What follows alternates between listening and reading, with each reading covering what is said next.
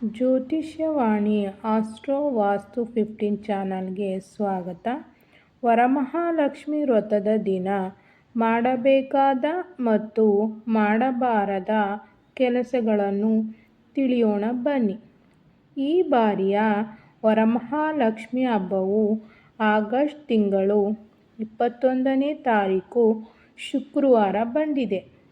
ವರಮಹಾಲಕ್ಷ್ಮಿಯನ್ನು ಬೆಳಿಗ್ಗೆ 6:30 8 ಗಂಟೆಯ ಒಳಗೆ ಸಿಂಹ ಲಗ್ನದಲ್ಲಿ ಕೂರಿಸುವುದು ಉತ್ತಮ. ಶ್ರಾವಣ ಮಾಸದಲ್ಲಿ ಪೌರ್ಣಿಮೆಗೆ ಮೊದಲು ಬರುವ ಶುಕ್ರವಾರ ವರಮಹಾಲಕ್ಷ್ಮಿ ಹಬ್ಬವನ್ನು ಆಚರಿಸುತ್ತಾರೆ. ವರಮಹಾಲಕ್ಷ್ಮಿ ವ್ರತ ಮಾಡುವ ದಿನ ಮಹಿಳೆಯರು ಬೆಳಿಗ್ಗೆ ಬೇಗ ಎದ್ದು ಅಭ್ಯಂಗನ ಸ್ನಾನ ಮಾಡಿ ಮನೆಯನ್ನು ಮಾವಿನ ತೋರಣಗಳಿಂದ ಅಲಂಕರಿಸಿಕೊಳ್ಳಬೇಕು. ಮನೆಯ ಈಶಾನ್ಯ ಭಾಗದಲ್ಲಿ ಹಸುವಿನ ಸಗಣಿಯಿಂದ ಸಾರಿಸಿ ರಂಗೋಲಿ ಹಾಕಿಕೊಳ್ಳಬೇಕು. ಮಂಟಪವನ್ನು ಮಾಡಿಕೊಳ್ಳಬೇಕು. ನಂತರ ಮಂಟಪದಲ್ಲಿ ಅಕ್ಕಿ ಹಿಟ್ಟಿನಿಂದ ರಂಗೋಲಿ ಹಾಕಿ ಕಳಸವನ್ನು ಇಟ್ಟುಕೊಳ್ಳಬೇಕು. ಅಮ್ಮನವರ ಫೋಟೋ ಅಥವಾ ವಿಗ್ರಹವನ್ನು ಇಟ್ಟು ಪೂಜಾ ಸಾಮಗ್ರಿ, ಅರಿಶಿಣದ ಗಣಪತಿ, ಅಕ್ಷತೆ, ಕಾಳು ಮೊದಲೇ ಸಿದ್ಧ ಮಾಡಿಕೊಂಡು ನಂತರ ಪೂಜೆ ಆರಂಭಿಸಬೇಕು. ಶ್ರದ್ಧೆಯಿಂದ ಅಮ್ಮನವರನ್ನು ಪೂಜಿಸಿ ಅಮ್ಮನವರಿಗೆ ಇಷ್ಟವಾದ ಪದಾರ್ಥಗಳನ್ನು ಸಮರ್ಪಿಸಬೇಕು.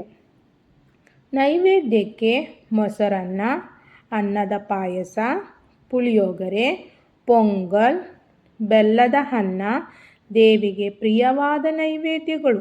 ಮುತ್ತೈದೆಯರಿಗೆ ಅರಿಶಿಣ, ಕುಂಕುಮ, ಹಣ್ಣು, ತಾಂಬೂಲ ಕೊಟ್ಟು ಆಶೀರ್ವಾದವನ್ನು ತೆಗೆದುಕೊಂಡು ವರಮಹಾಲಕ್ಷ್ಮಿ ವ್ರತವನ್ನು ಆಚರಿಸಿಕೊಳ್ಳಬೇಕು.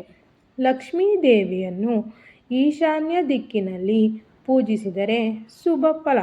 ಮನೆ ಈಶಾನ್ಯ ಭಾಗದಲ್ಲಿ ರಂಗೋಲಿ ಹಾಕಿ ಪೂಜೆಗೆ ಸ್ಥಳವನ್ನು ಸಿದ್ಧ ಮಾಡಿಕೊಳ್ಳಬೇಕು. ಪೀಠಕ್ಕೆ ಅರಿಶಿಣ ಹಚ್ಚಿ ಅದರ ಮೇಲೆ ರಂಗೋಲಿ ಹಾಕಿ ಕುಂಕುಮದ ಬೊಟ್ಟನ್ನು ಇಡಬೇಕು. ಅದರ ಮೇಲೆ ಹೊಸ ಬಿಳಿ ವಸ್ತ್ರವನ್ನು ಹಾಸಿ ಅಕ್ಕಿಯನ್ನು ಹಾಕಿ ಕಳಸವನ್ನು ಪ್ರತಿಷ್ಠಾಪಿಸಬೇಕು.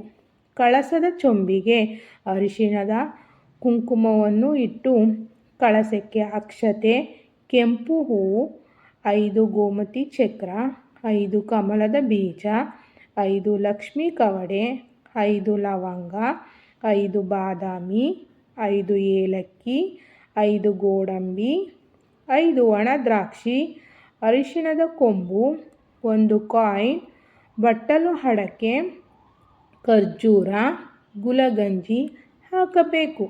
ಅಮ್ಮನವರ ಅಷ್ಟೋತ್ತರ ಪಠಿಸಬೇಕು ಮತ್ತು ಕನಕದಾರ ಸ್ತೋತ್ರ, ಲಕ್ಷ್ಮೀ ಸಹಸ್ರನಾಮ, ಅಷ್ಟಲಕ್ಷ್ಮಿ ಸ್ತೋತ್ರ ಪಠಿಸಬೇಕು.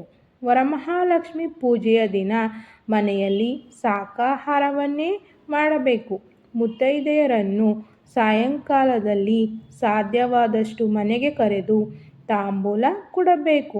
ವ್ರತ ಮಾಡುವಾಗ ಪೂಜೆ ಮುಗಿಯುವವರೆಗೂ ಯಾವುದೇ ರೀತಿಯ ಆಹಾರವನ್ನು ಸೇವಿಸಬಾರದು.